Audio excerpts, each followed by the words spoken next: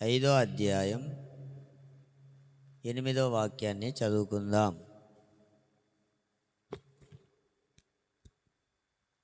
హృదయ శుద్ధి గలవారు ధన్యులు, వారు దేవుని చూచెదరు. చాలు. హృదయ శుద్ధి గలవారు ధన్యులు, వారు దేవుణ్ణి చూస్తారు. మీరు చదవండి.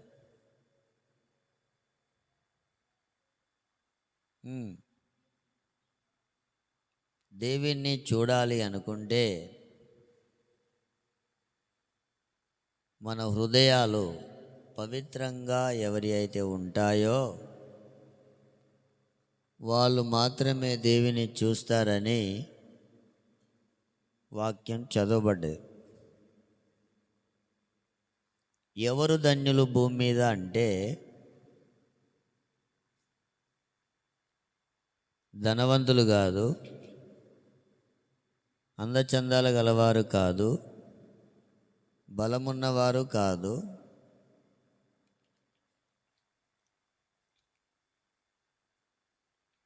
ఎవరు ధన్యులు అంటే హృదయ శుద్ధి గలవారు మాత్రమే ధన్యులు. వారు దేవుణ్ణి చూస్తారు. మనల్ని మనం శుద్ధీకరించుకునేది ఎందుకొరకు అంటే మన హృదయాలు శుద్ధీకరించబడితే మనం దేవుణ్ణి చూడగలుగుతాం. దేవుని ఎప్పుడైతే మనం చూస్తామో దేవుడు మన ఆశలన్నీ దేవుడు తీర్చి మనల్ని తృప్తిపరుస్తాడు. సామెతల గ్రంథం 22వ అధ్యాయం 11వ వాక్యాన్ని కూడా చదువుకుందాం.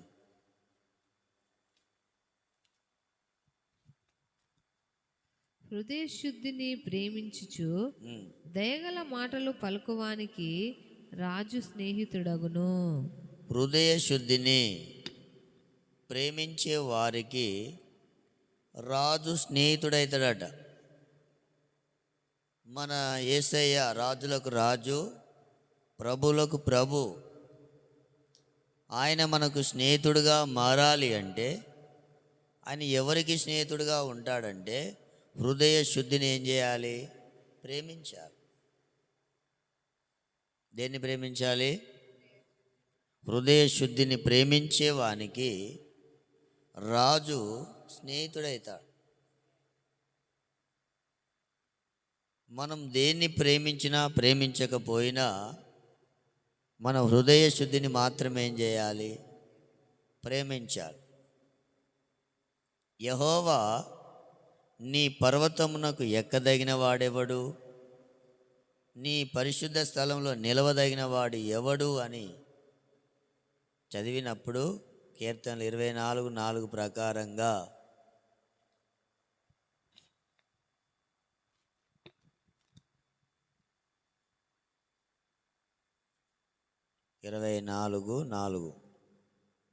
మొదటి చదవండి.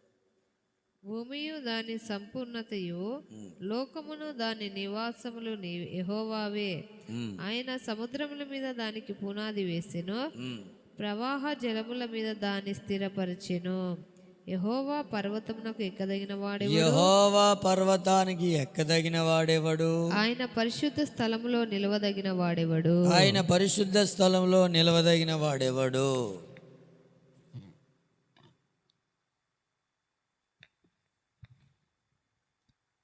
వ్యర్థమైన దాని యందు మనసు పెట్టకయు, కపటముగా ప్రమాణము చెయ్యకయు, నిర్దోషమైన చేతులు శుద్ధమైన హృదయంను కలిగి ఉండు వాడే. శుద్ధమైన హృదయాన్ని కలిగి ఉండు వాడే. దేవుని పర్వతం ఎక్కాలన్నా, ఆయన పరిశుద్ధ స్థలంలో నిలవాలన్నా శుద్ధమైన హృదయాన్ని కలిగి ఉన్నవారు మాత్రమే దేవుని పర్వతాన్ని ఎక్కగలుగుతారు, ఆయన పరిశుద్ధ స్థలంలో నిలవగలుగుతారు. సియోన్ పర్వత శిఖరము నుండి వినబడుచున్నది జయ గీతము. సియోన్ పర్వత శిఖరము నుండి వినబడుచున్నది జయ గీతము. ఎవరు ఈ గీతము పాడెదరు? ఎవరికి సాధ్యమిది? సియోన్ వాసుల గీతమిది. ఎవరు ఈ గీతము పాడెదరు? ఎవరికి సాధ్యమిది? సియోన్ వాసుల గీతమిది.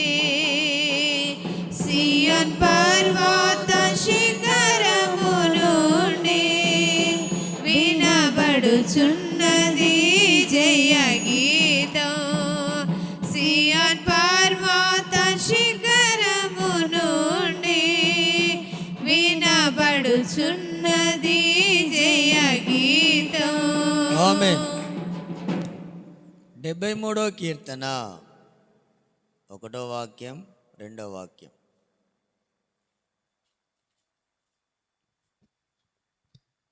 ఇశ్రాయేలు ఎడల శుద్ధ హృదయముల ఎడల నిశ్చయముగా దేవుడు దయాళుడై ఉన్నాడు. శుద్ధ హృదయం అనేది ఎవరికైతే ఉంటుందో వారి విషయంలో దేవుడు నిశ్చయంగా దయాళుడై ఉంటాడు. ఇప్పుడు సామెతల గ్రంథం 20వ అధ్యాయం 9వ వాక్యం కూడా ఒక మాట చదవండి.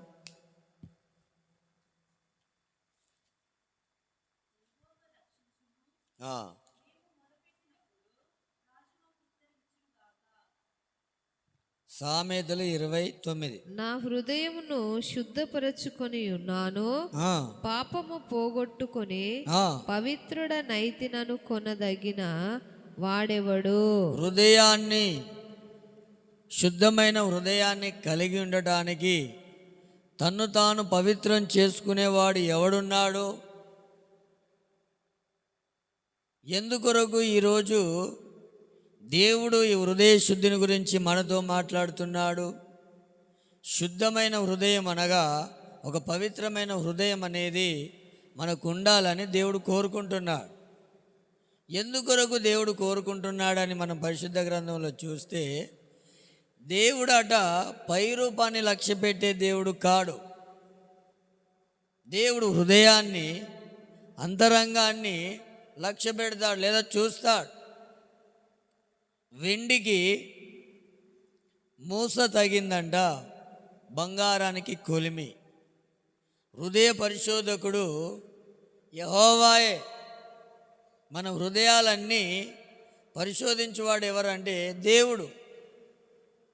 మనుషులు పైరూపాన్ని చూస్తారు, దేవుడేమో హృదయాన్ని, అంతరంగాన్ని చూసేవాడు. కీర్తనకారుడు కూడా ప్రార్థన చేస్తాడు దావీదేమని, శుద్ధ హృదయం నాలో కలగజేయి. మన హృదయాలు ఎల్లప్పుడూ దేవుని ఎదుట శుద్ధమైన హృదయాలుగా, పవిత్రమైన హృదయాలుగా కాపాడుకోవాలని ఈరోజు దేవుడు మనతో మాట్లాడుతున్నాడు. ఎందుకు హృదయాన్ని శుద్ధ హృదయంగా లేదా పవిత్రమైన హృదయంగా మనం కాపాడుకోవాలని మరి దేవుడు మనకెందుకు చెప్తున్నాడో మనం బాగా గమనించి చూస్తే, హృదయం అనేదట బహుఘోరమైంది, అది వ్యాధి కలిగింది. ఇర్మీయా గ్రంథం 17వ అధ్యాయం 9వ వాక్యం.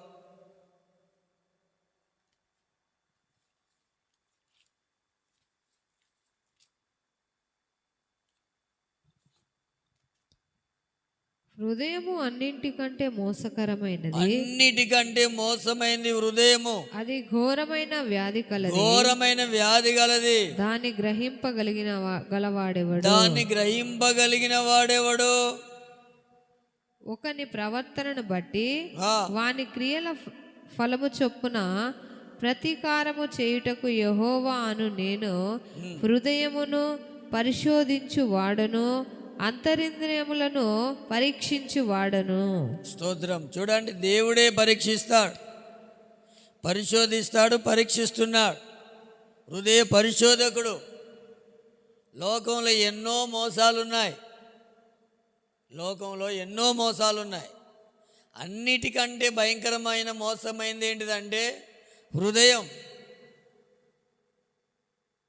అన్నిటికంటే హృదయం ఎలాంటిదంట? మోసకరమైంది. హృదయం అన్నిటికంటే మోసకరమైంది. అది ఘోరమైన వ్యాధి గలది. దాన్ని గ్రహింపగలిగిన వాడెవడు? లోకంలో జరిగే మోసాలన్నీ బయట జరిగేటివి, కానీ ఒక వ్యక్తిని తన్ను తానే మోసం చేసుకునేది ఏంటంటే హృదయం. ఈ హృదయం మోసకరమైంది. దాన్ని మనం గ్రహించగలగాలి.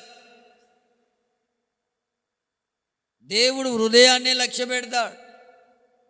మనం దేవుని సన్నిధికి వచ్చినప్పుడు మన హృదయాలు ఆయన ఎదుట పవిత్రమైనవిగా, నిర్దోషమైనవిగా మన హృదయాలు ఎప్పుడైతే మనల్ని మనం కాపాడుకుంటామో, మన హృదయాలు పరిశుద్ధంగా ఉంచుకుంటామో, అప్పుడు మాత్రమే మనం దేవుని చూడగలుగుతాం.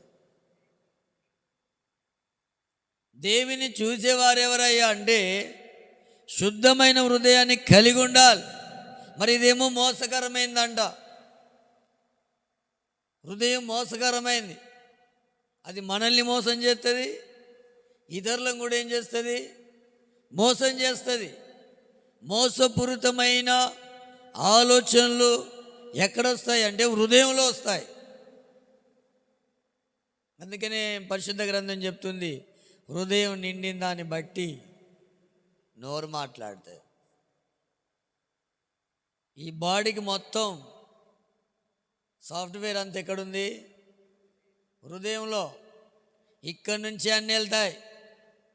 ఇక్కడి నుంచే పాపం వెళ్తుంది. ఇక్కడి నుండే ప్రతిదీ, ఇక్కడి నుండే మన శరీర అవయవాలకు ఏమవుతాయంటే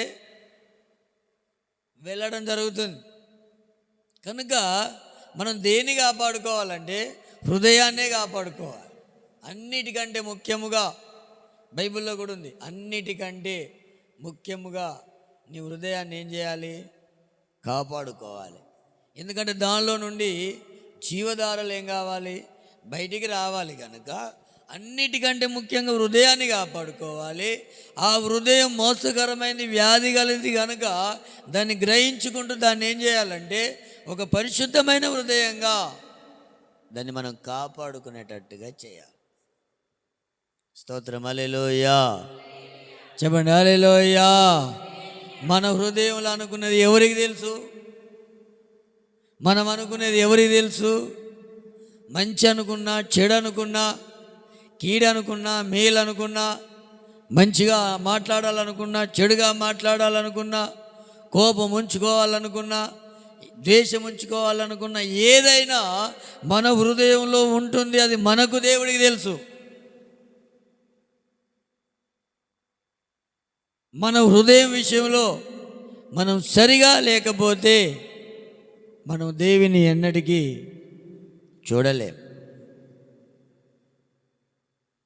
ఈ హృదయం గురించి ఎందుకు మనం నేర్చుకోవాలి అంటే ఈ హృదయంలో నుండి వచ్చే ప్రతిదీ మనుషుణ్ణి ఏం చేస్తాయి తెలుసా? అపవిత్రునిగా మారుస్తాయి. మార్కు సువార్త 7వ అధ్యాయం 20వ వాక్యం నుండి చదవండి. మనుష్యుని లోపల నుండి బయలు వెళ్ళున్నది మనుష్యుని అపవిత్రపరచును. లోపల నుండి అనగా మనుష్యుని హృదయంలో నుండి అనగా మనుష్యుని హృదయంలో నుండి దురాలోచనలను, జారత్వములు, దొంగతనములు, నరహత్యలను, వ్యభిచారమును, లోభమును, చెడుతనమును, కృత్రిమమును, కామావికారతము, మత్సరమును, దేవదూషణయు, అహంభావమును, అవివేకము వచ్చును. ఈ చెడ్డవన్నీ లోపలి నుండి బయలు వెళ్ళి మనుషుని లోపల నుండే బయలు వెళ్ళి మనుష్యుని అపవిత్రపరచునని ఆయన మనుషుని అపవిత్రపరుస్తాయి. 13 కార్యాలు ఇవన్నీ లోపల నుండి వస్తాయి. కడుపులోకి పోయేదట మనిషిని అపవిత్రపరిచేది. ఆహారం తింటాం, విసర్జిస్తాం, దానివల్ల ఏ ప్రాబ్లం లేదు. దేనివల్ల ప్రాబ్లం అంటే బయట నుండి లోపలికి వెళ్ళే ఆహారాన్ని బట్టి అపవిత్రపరచబడడు, కానీ మనిషిని హృదయంలో నుండి వచ్చే ఈ చెడ్డమైన ఈ కార్యాలని బట్టి మనుషుణ్ణి ఏం చేస్తాయంటే పూర్తిగా అపవిత్రునిగా మార్చుతాయి. అందుకని హృదయాన్ని ఏం చేయాలి? జాగ్రత్తగా కాపాడుకోవాలి. శుద్ధ హృదయాన్ని కలిగి ఉండడానికి మనం ప్రయాసపడాలి. ఎందుకొరకంటే రోజు మనకు మంచి ఆలోచనలు వస్తున్నాయా, చెడు ఆలోచనలు వస్తున్నాయా? ఎక్కువగా అవి మనుషుని అపవిత్రపరచకూడదు. మనుషుడు ఎప్పుడైతే అపవిత్రుడిగా మారుతాడో ప్రార్థన చేయబుద్ధిగా, ప్రార్థనకు రావడం కూడా ఇష్టం ఉండదు. ఎందుకొరకంటే హృదయం చెడిపోయిన తర్వాత మనిషి యొక్క మనసు, మనిషి యొక్క సమస్తం కూడా ఏమైతే అంటే చెడిపోయి ఆ చెడు వైపే మనిషి ఏమవుతాడంటే ప్రయాణం చేస్తాడు. హృదయం నిండిన దాన్ని బట్టి నోరు మాట్లాడుతుంది, కాళ్ళు నడుస్తాయి, చేతులు చేస్తాయి, చూపులు చూస్తాయి. ఒకవేళ అతనిలో మంచే ఉంటే, మంచి అంటే ఏంటిదంటే యేసయ్య, ఆయన సన్నిధి, ఆయన వాక్యం. ఈ భూమి మీద నీకు అలాంటి మంచిది ఇంకేది కూడా లేదు. ఎందుకంటే లోకం చెడిపోయిందని బైబిల్ చెప్తుంది. చెడిపోయిన లోకంలో మనం కూడా చెడిపోతే దాని ద్వారా మనం అపవిత్రపరచబడిన వారమై దేవుని ముఖాన్ని మనం ప్రార్థనలో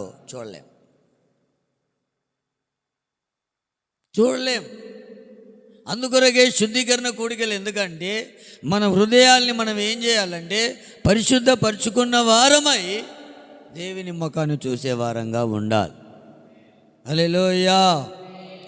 పరిశుద్ధపరచబడి పరిపూర్ణత నుండి మహిమలో చేరుటయే అది నా హృదయవాంఛయే. పరిశుద్ధపరచబడి పరిపూర్ణత నుండి మహిమలో చేరుటయే అది నా హృదయవాంఛయే. యేసయ్యా, యేసయ్యా, యేసయ్యా, యేసయ్యా.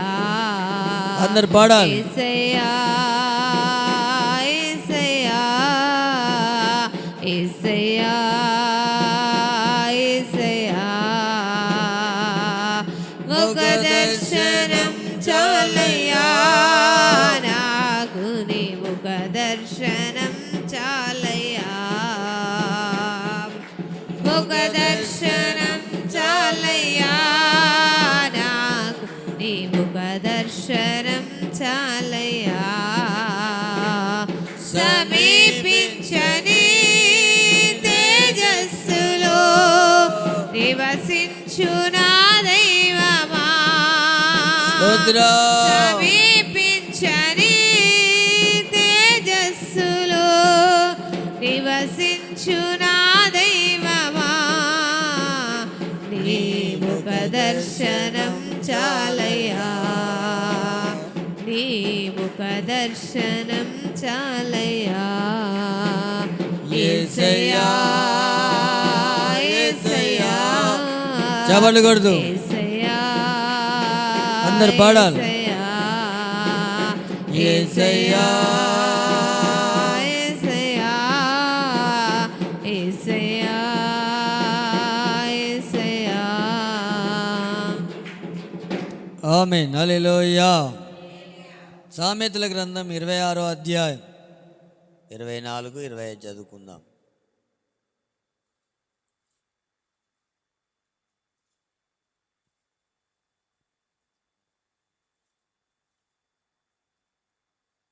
సామెతలు 26వ అధ్యాయం 24, 25.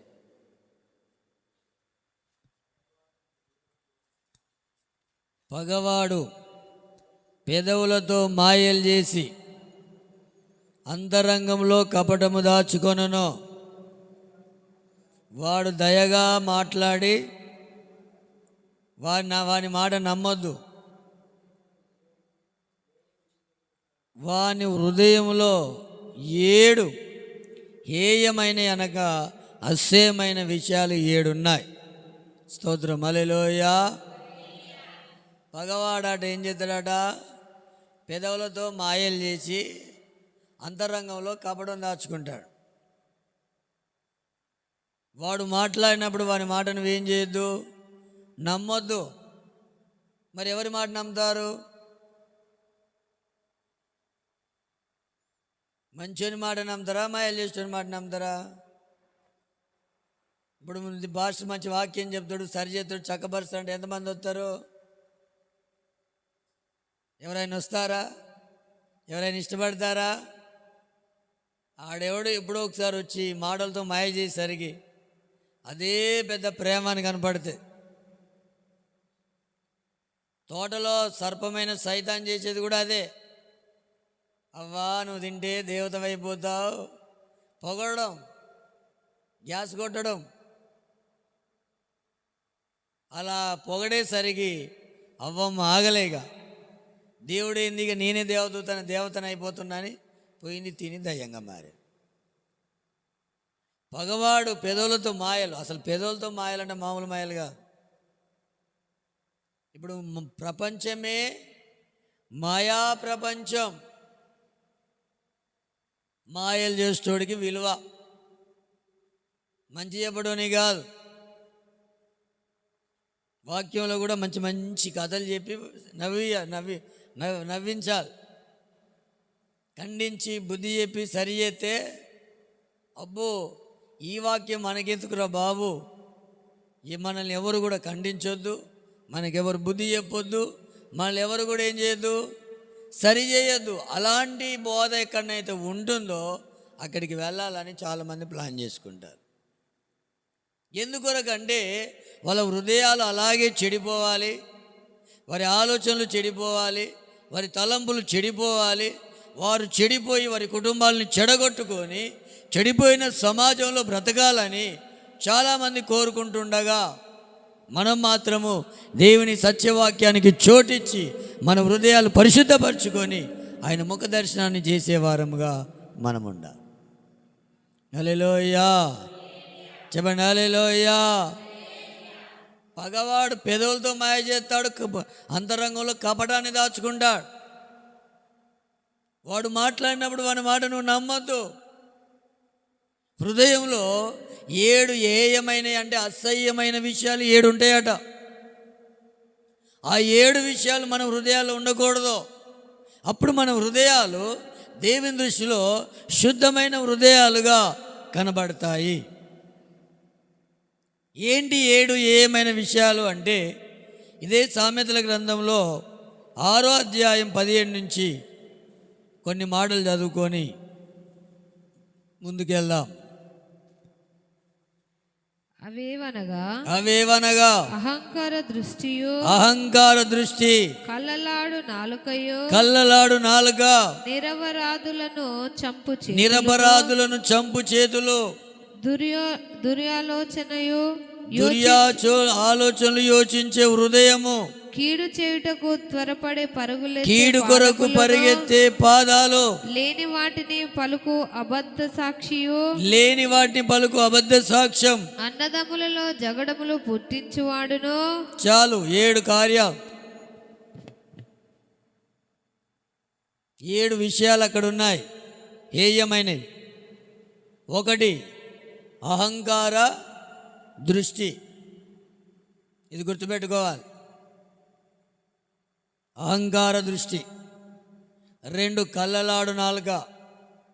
3 నిరపరాధులను చంపు చేతులు. 4 దుర్యాలోచనలు యోచించే హృదయం. 5 కీడు కొరకు పరిగెత్తే పాదాలు. 6 లేని వాటిని పలుకు అబద్ధ సాక్షి. 7 అన్నదమ్ముల మధ్యలో గొడవలు పుట్టించేవాళ్ళు. ఈ 7 భగవాని హృదయంలో 7 ఏ విషయాలు ఉన్నాయి. ఇవి అసహ్యమైన ఏయమైనవి. ఆ ఏయమైన 7 విషయాలు ఏంటంటే ఇక్కడ రాయబడ్డాయి. దీంట్లో ఏది కూడా మనలో ఏం చేయదు, ఉండకూడదు.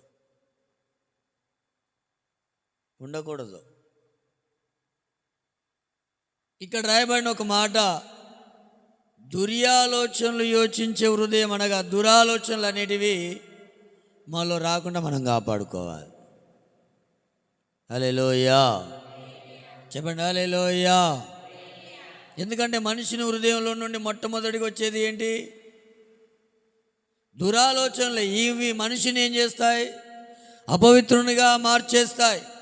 మనం అపవిత్రులుగా మార్చబడి పరిశుద్ధ బలులో ఏం చేయకూడదు? పాల్పొందకూడదు. అందుకనే మన ఆలోచనలు ఎలా ఉన్నాయో చూసుకోవాలి. జలప్రలయం ఎందుకు వచ్చింది? జలప్రలయము భూమి మీదకి ఎందుకు వచ్చింది? అది తీర్పు, దేవుని తీర్పు. ఎందుకు వచ్చింది ఆ తీర్పు? మనుషుల హృదయంలో ఉన్న ఆలోచనలు, తలంపులు కేవలం చెడ్డదని దేవుడు చూసి నొచ్చుకొని వీరిని చేసినందుకు సంతాపం నొంది వారిని నాశనం చేయడానికి జలప్రలయం ఒక తీర్పుగా వచ్చింది. దేవుడు దేన్ని చూస్తున్నాడు? హృదయంలో ఉన్న ఆలోచనలు అన్నిటినీ ఆయన చూసి ఆ రోజులలోనే తీర్పుగా జలప్రలయాన్ని భూమి మీదకి రప్పించి మనుషులందరినీ నాశనం చేశాడు. అంటే మొదటి తీర్పు ఎలా వచ్చిందంటే, మనిషిని యొక్క హృదయం యొక్క ఆలోచనలను బట్టి ఆ తీర్పు రావడం జరిగింది. ఆ కాలంలోనే దేవుడు తీర్పు రప్పిస్తే ఆలోచనల మీదకి, మరి ఈరోజు రప్పించడా? రప్పిస్తాడు. అందుకని మన ఆలోచనలు మనం ఏం చేయాలి? చక్కగా కాపాడుకోవాలి. దయ్యపాత్మ గురించి అపవిత్ర ఆత్మ అని రాయబడింది. దేవుని ఆత్మ గురించి పవిత్ర ఆత్మ అని రాయబడింది. అపవిత్ర ఆత్మ ఒక వ్యక్తిని ఆవరించినప్పుడు అతనికి అన్ని అపవిత్రమైన ఆలోచనలే వస్తాయి. అతడు పరిశుద్ధంగా బ్రతకడానికి ఇష్టపడు. అతని చూపులు పరిశుద్ధంగా ఉండే, అతని మాట పరిశుద్ధంగా ఉండే. ఎందుకంటే ఏ ఆత్మ పట్టింది? అపవిత్ర ఆత్మ పడితే మనిషి ఎలా మారుతాడంటే అపవిత్రుడుగానే మారుతాడు. అదే పవిత్రాత్మ అయిన పరిశుద్ధాత్మ దేవుడు మనల్ని ఆవరిస్తే మనకి ఎలాంటి ఆలోచనలు వస్తాయంటే పరిశుద్ధమైన ఆలోచనలే వస్తాయి. అందుకనే మనం అపవిత్రాత్మ మన మీద ఉందా, పరిశుద్ధాత్మ మన మీద ఉందా మనం చూసుకోవాలి. మనం ప్రార్థన చేయాలి, పరిశుద్ధాత్మదేవ మీరే నన్ను రోజు నడిపించాలి. స్తోత్ర ప్రార్థన ద్వారా కూడా దేవుడు ఒక పరిశుద్ధ జీవితం చేయడానికి కృపనిస్తాడు. హల్లెలూయా. ఆ స్తోత్ర ప్రార్థనకు రానోళ్ళ మైండ్ ఆలోచనలు మొత్తం కంపు ఉంటాయి. కానీ ఆయన సన్నిధిలో ఉన్న వారి ఆలోచనల తలంపులు ఒక చక్కగా క్రమపరచబడి ఉంటాయి. అందుకనే మనకు ఏమైన 7 విషయాల ఒక విషయం ఏంటంటే, దురాలోచనలు యోచించే హృదయం అనేది మనలో ఉండకుండా పవిత్రమైన హృదయులై మనం ప్రార్థన చేయాలట. హల్లెలూయా. పురుషులు కూడా ప్రతి స్థలమందు పవిత్ర హృదయులై చేతులెత్తి ఏం చేయాలి? ప్రార్థన చేయాలి. అలాంటి ప్రార్థన దేవుడు ఆలకించి మనకు జవాబులు అనుగ్రహిస్తాడు. ఇది మొదటి విషయం. ఇంకో 2 విషయాలు చెప్పి ప్రార్థన చేసుకుందాం. రెండోది అహంకార దృష్టి. ఏ దృష్టి? అహంకారం అంటే బైబిల్లో ఈరోజు చదివిన నాకే భయమైంది. ఏ తరంలో ఉన్నాము మనం? ఏ తరంలో ఉన్నామో పరిశుద్ధ గ్రంథంలో చాలా ఈ తరం గురించి చెప్పబడిన మాటలున్నాయి. సామెతల పుస్తకం 30వ అధ్యాయం 12వ వాక్యం 13వ వాక్యం. తమ దృష్టికి తాము శుద్ధులై శుద్ధులై తమ మాలిన్యము నుండి కడగబడని వారి తరము కలదు. కడగబడడానికి ఇష్టం లేని తరం అటిది. కన్నులు నెత్తికి వచ్చిన వారి తరము కలదు. ఆ, వారు కనురెప్పలు ఆ. ఎంత పైకెత్తబడి ఉన్నవి. స్తోత్రం, హల్లెలూయా. ఇదే తరము కన్నులు నెత్తికెక్కిన కాలం తరం అట. ఈ తరంలో ఏమైంది?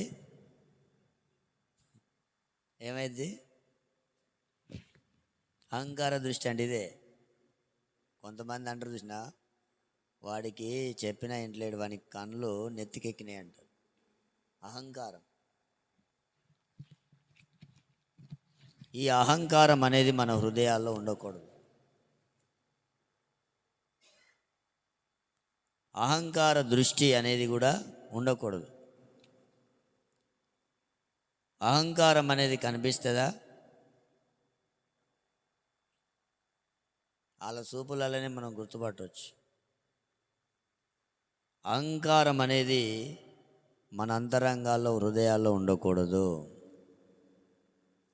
ఈ రోజులలో భయంకరమైన అహంకార దృష్టి ఏంటంటే, సేవకుడు చెప్పింది వినరు, సేవకుని గౌరవం ఇవ్వరు, విలువ ఇవ్వరు.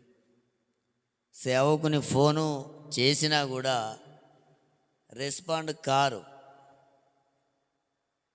దానికి అర్థం ఏంటి? మీరు చెప్పండి. ఎక్కడెక్కడో విషయాలు ఎందుకు కానీ మనకు తెలిసిన విషయాన్నే మాట్లాడుకుందాం. ఎత్తుతలేరంటే అర్థం ఏంటి? వాళ్ళు నాకంటే పెద్దోళ్ళ, చిన్నోళ్ళ? ఫోన్ ఎత్తట్లేదంటే పెద్దోళ్ళు అయితే ఎత్తారా, చిన్నోళ్ళు అయితే ఎత్తారా అంటున్నా. నాకంటే పెద్దోళ్ళు అయితేనే కదా నా ఫోన్ ఎత్తకుంటుండే. నా ఫోన్ ఎత్తకపోతే నేనేమనుకుంటా? వాళ్ళు ఏమయ్యారంటే నాకంటే పెద్దోళ్ళు అయిపోయారు. బైబిల్ భాషలో చెప్పాలంటే కళ్ళు నెత్తికెక్కినాయి. స్తోత్రం, హల్లెలూయా. సంతోషంగా చెప్పండి. మీరేం బాధపడదు. ఇది శుద్ధీకరణ కూడికలే కనుక ఈ సంవత్సరాంతంలో మనకు ఎలాంటి అహంకారమైన దృష్టి రాకూడదు. కొంతమందికి వస్త్రాలను బట్టి అహంకారం పెరుగుతుంది, కొంతమందికి డబ్బును బట్టి పెరుగుతుంది, కొంతమందికి అందాన్ని బట్టి పెరుగుతుంది, కొంతమంది బలాన్ని బట్టి, బలగాన్ని బట్టి. కొంతమంది అయితే ఏమిట్లకి ఏముండదు కానీ వాళ్ళకి ఎందుకో టెక్కు, ఇది కూడా దాంట్లోకే వస్తుంది. నాకు అర్థం కాదు అసలే. నాకు అర్థం కాని విషయం ఇదొకటే. ఎందుకంటే తీర్పు దేవుని ఇంటి నుండే ప్రారంభమైంది. మన ఇల్లును మనం చక్కపరచుకోవాలి. హల్లెలూయా. మన ఇల్లును మనం చక్కపరచుకోవాలి. ఇల్లు సంఘాన్ని చక్కపరచుకోవాలి, మన జీవితాలు చక్కపరచుకోవాలి. ఈ విషయం ఏంటిదని బైబిల్ చెప్తుందంటే హేయమైన విషయం, అసహ్యమైంది దేవునికి. మీరు దేవుని ఎంత గౌరవిస్తారు, ఎంత ప్రేమిస్తారు అని దేన్ని బట్టి చెప్పొచ్చు అంటే, మీ కళ్ళ ముంగట ఉన్న సేవకుని ప్రేమించి వారిని చూసుకునే విధానాన్ని బట్టి మీరు దేవునికి ఎంత విలువిస్తున్నారో చెప్పొచ్చు. కనిపించే సేవకుడికి విలువని వారు కనిపించే దేవునికి ఎట్టిస్తారు? ఇప్పుడు ఏ దృష్టి వస్తుంది? అహంకారమైన దృష్టి. ఇంగ్లీష్లో ఏమన్నా చూడు.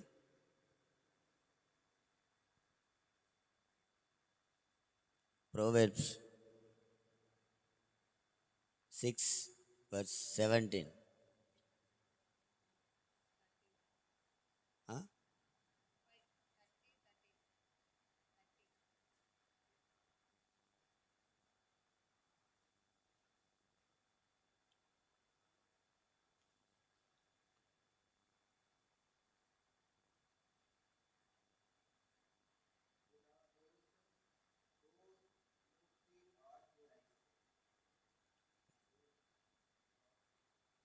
ఏమొస్తాయి? కళ్ళు పైకెక్కినాయి. స్తోత్రం, హల్లెలూయా.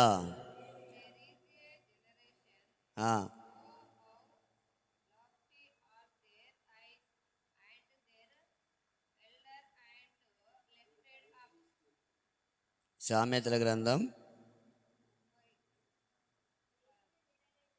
ఉమ్, ఉమ్. కళ్ళు నెత్తి మీదికి వచ్చిన వాళ్ళు కూడా ఉన్నారు. వాళ్ళ కళ్ళు చిన్న చూపు చూస్తాయట. ఏ కాలము నెత్తికి ఎక్కుతున్నాయి, చెప్పిన మాట వినరు, చెప్పింది చేయరు.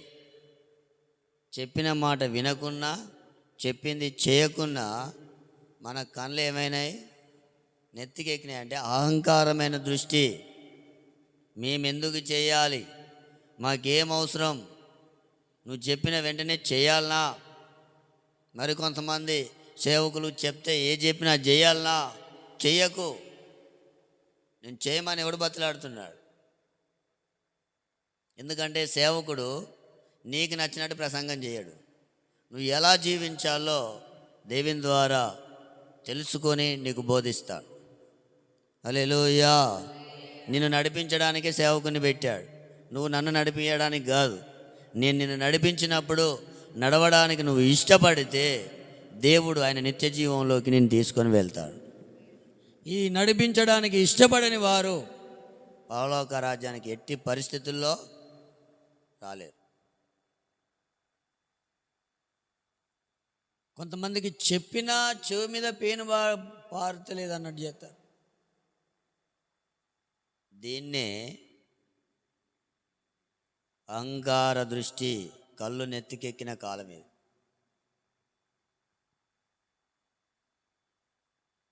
కళ్ళు నెత్తికెక్కిన కాలం. మీరు అది చదివారు, నేను 6:17 చదవమను.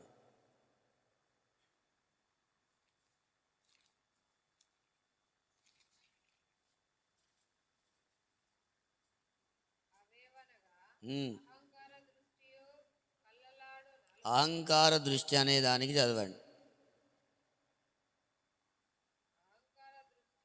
ఉమ్, ఉమ్, ఉమ్,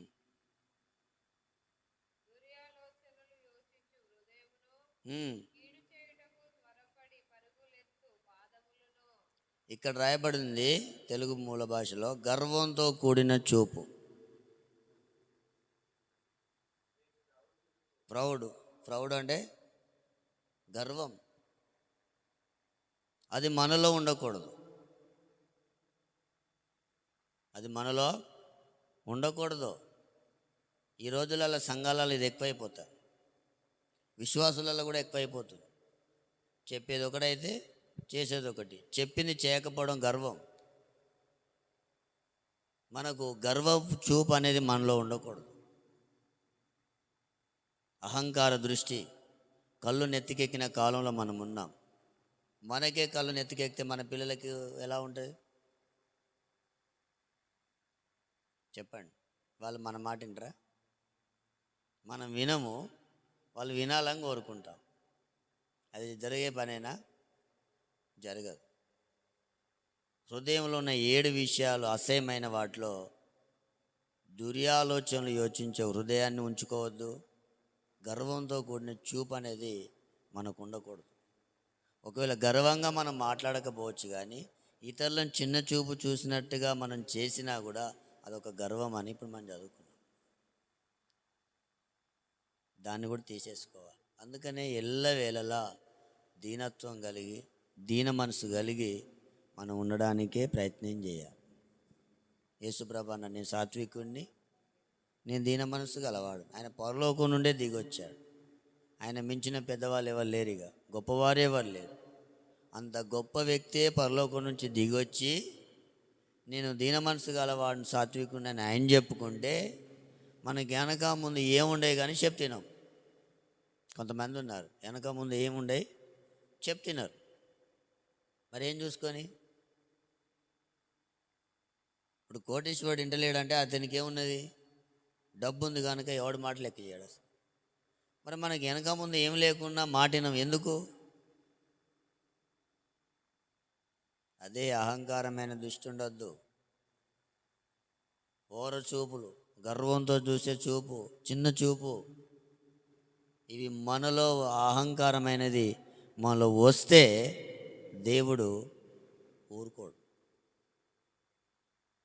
ఈ అహంకారమైన దృష్టి, అహంకారమైన హృదయం ఎవరికి ఉంటుందో వాళ్ళ జీవితాల్లో అన్ని అవమానాలే కలుగుతాయి. అహంకారం వెంబడి అవమానం వస్తుందట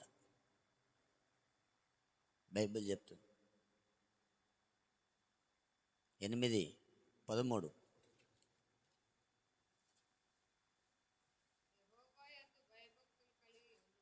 ఉమ్, ఉమ్, ఉమ్. దేవునికి అసహ్యం. 11:12.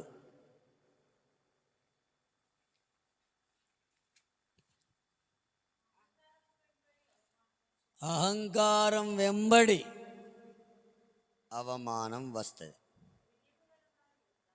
జ్ఞానమును. నీకు అవమానాలు కావాలనా? అహంకారం ఎవరికి వస్తుందో వాళ్ళ వెనకాలనే ఏముంటుందట? అవమానం ఉంటుంది. అహంకారం వెంబడి అవమానం. ఘనతకు ముందు వినయం ఉండును.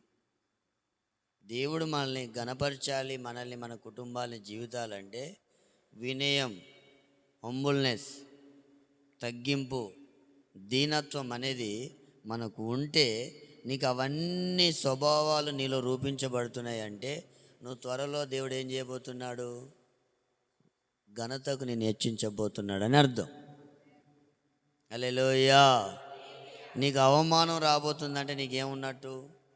అహంకారం ఎవరికైతే వస్తుందో వాళ్ళ జీవితాల్లో అవమానమే కలుగుతుంది చివరికి.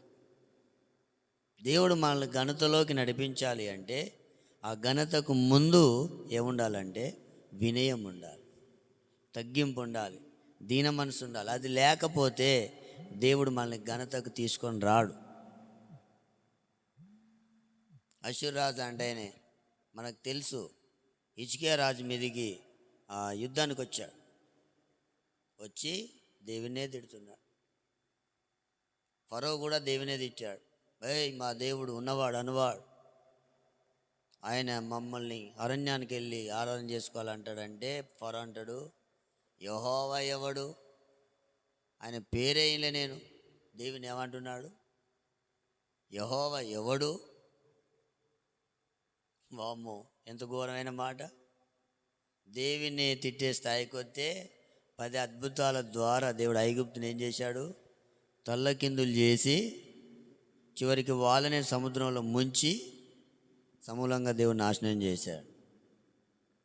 అశ్షూరు రాజు కూడా హిజ్కియా రాజు కాలంలో దండెత్తొచ్చి, మీ దేవుడు నన్ను నా చేతులకి వెళ్ళి విడిపిస్తాడా? మీరు ఎవరు నమ్ముకుంటారు?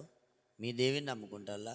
ఈ హిజ్కియా రాజుని నమ్ముకుంటారా? మీరు అలా నమ్ముకున్నారనుకో మీరు చెడిపోతారు. మంచి మంచి దేవతలే నా చేతుల్లోకి వెళ్ళి విడిపించలే. మీ దేవుడో లెక్కనా అని దేవుని మిన్నే దూషణ మాటలు, దేవుని మిన్నే తిట్టుడు.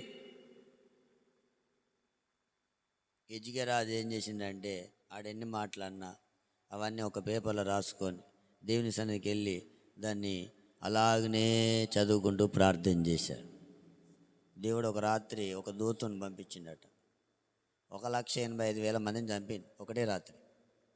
అప్పుడు ఆ రాజు సిగ్గుపడి అవమానపరచబడి పారిపోయాడు. అహంకారమైన మాటలు మాట్లాడతారు, అహంకారమైన కాని మాటలు పలుకుతారు, అహంకారమైన చూపుతో ఎవరు బ్రతికినా చివరికి వాళ్ళకు దొరికేది ఏంటంటే లోకంలో అవమానం తప్ప ఏ ఘనత రాదు. కానీ ఘనతకు ముందే ఉంటుంది వినయం. దేవుడు మనల్ని కొట్టినా, తిట్టినా, శిక్షించినా, ఏది చేసినా ఎందుకొరకు చేస్తారంటే మనకి ఏ మనసు రావాలి? వినయం కలిగిన మనసు, దీన మనసు రావాలనే దేవుడు మనల్ని నడిపించాలనుకుంటాడు. మనకి ఏ మనసు ఇష్టం ఉండదు? దీన మనసు ఇష్టం ఉండదు. ఏ మనసు అంటే ఇష్టం? గల్ల ఎగరేయాలి, లేని మాటలు అన్నీ చెప్పాలి. ఇంకా గాల్లె మేడలు కడతారట కొంతమంది. మాటలతో ఏం చేస్తారు? కోట్లే కట్టేస్తారు, ఎన్నెన్నో చేస్తారు. కానీ అలా మనం ఉండకూడదు. ఒక గొర్రెకున్న స్వభావం ఏంటంటే అది తల దించుకొని వెళ్ళిపోతుంటా అంటే అదే దీనత్వం. హల్లెలూయా. అప్పుడు దేవుడు మనకేమిస్తాడు? ఘనత. ఘనత కావాలన్నా అవమానం కావాలన్నా? ఏదో ఒకటి చెప్పండి, మంచిగా చెప్పండి. ఘనత కావాలన్నా అవమానం కావాలన్నా? ఘనత కావాలంటే నీకు వినయం రావాలి. అవమానం కావాలంటే అహంకారంతో ప్రవర్తించు. కానీ ప్రార్థన చేయాలి, ప్రభు అహంకారమైన హృదయం కానీ అహంకారమైన దృష్టి కానీ నాలో రాకుండా సహాయం చేయి ప్రభు అని ప్రార్థన చేయాలి.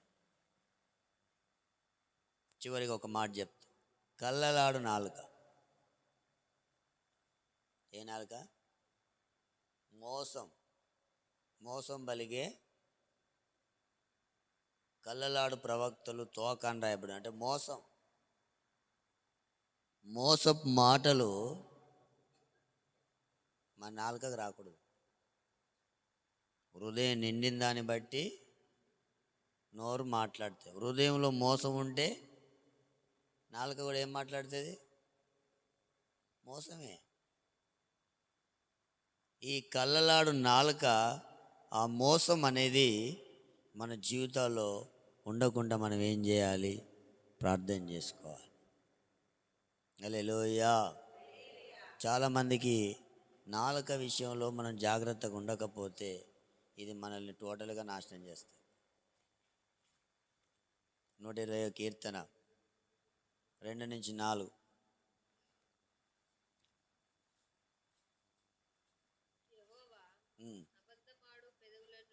అబద్ధములాడు పెదవుల నుండి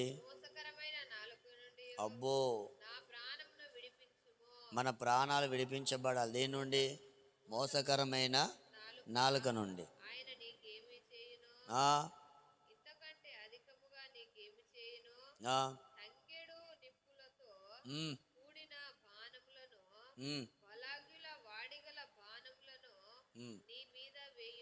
నాలుక మీద ఎత్తారట, తంగె నిప్పులతో కాలుతారట. దేన్ని? నాలుక. అందుకనే మనం మోసకరమైన నాలుక నుండి ఏం చేయాలి? మన ప్రాణాలు విడిపించబడాలని కోరుకోవాలి. ఆ కళ్ళలాడు నాలుక అనేది మనలో ఉండకూడదు. అందుకని మనం ఏం పలుకుతున్నాం మన నాలుకతో మనం చూసుకోవాలి. దేవుడు అసహించే రీతిగా ఉండకూడదు. అందుకొరకే ఇది మన మాటినది. ఏదినది? నాలుక అవయవాల్లో చిన్నదైనా బహుగా ఏమైద్దట? అదిరిపడుతుందట. బైబిల్ చెప్తుంది. ప్రపంచ చక్రానికే చిచ్చు పెట్టేది ఏంటిది? నాలుగే. ఒక అగ్గిపుల్ల అడవిని ఎలా కాలబెడుతుందో ఈ ఏంటిది నరం లేని నాలుక యుద్ధాలకు మొత్తం కారణం ఏంటిది? నాలుకే. ఈ కళ్ళలాడు నాలుక అనేది దేవునికి ఏంటిది? అసహ్యం. నాలుక అగ్నియే. అందుకే నాలుక విషయంలో జాగ్రత్తగా ఉండకపోతే అది మనల్ని మోసంలో పడేస్తే, ఏది పడితే అది మాట్లాడు. ఈ నాలుక స్వాధీనం రావాలంటే అది మానవుని వశం కాదు, దేవుని యొక్క అగ్ని అభిషేకం ఆ నాలుక మీదకి దిగాలి. ఆమేన్. హల్లెలూయా. చెప్పాలి సంతోషంగా.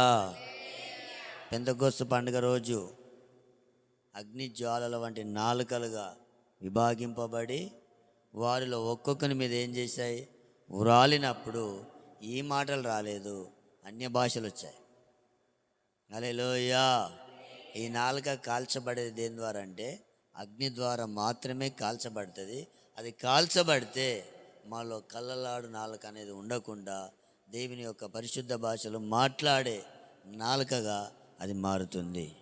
మన నాలుకలు అగ్ని జ్వాలల వంటి నాలుకలుగా అవి మార్చబడాలి. హల్లెలూయా. చెప్పండి హల్లెలూయా. ఈ 3 ఏయమైన విషయాలు మనలో ఉండకుండా ఈ మొదటి రోజు మనం ఏం చేయాలంటే ప్రార్థన చేసుకోవాలి.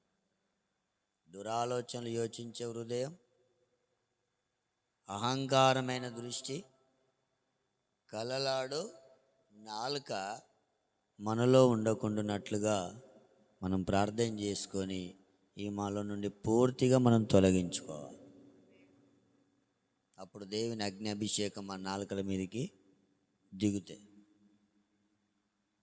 ఇప్పుడు ఏ తరంలో ఉన్నాం? కళ్ళు నెత్తికెక్కిన తరంలో ఉన్నాం. తరమే కళ్ళు నెత్తికెక్కిన తరం ఇది. ఆ తరంలో ఉన్నప్పటికీ మన కళ్ళు నెత్తికెక్కదు. ఎక్కినాయా? నెక్స్ట్ నీకేమున్నది రెడీగా? అవమానం. ఎప్పుడు దేవుని సన్నిధిలో తగ్గించుకొని దీన మనసు కలిగి దేవుని వైపు చూస్తే ఖచ్చితంగా ఈ సంవత్సరాంతంలో దేవుడు మనల్ని, మన కుటుంబాలని ఘనతకు నడిపించబోతున్నాడు. ఆమేన్, హల్లెలూయా. అలాంటి కృప దేవుడు మనకు దయచేయనుగాక. ప్రార్థన చేసుకుందాం. మోకరించండి.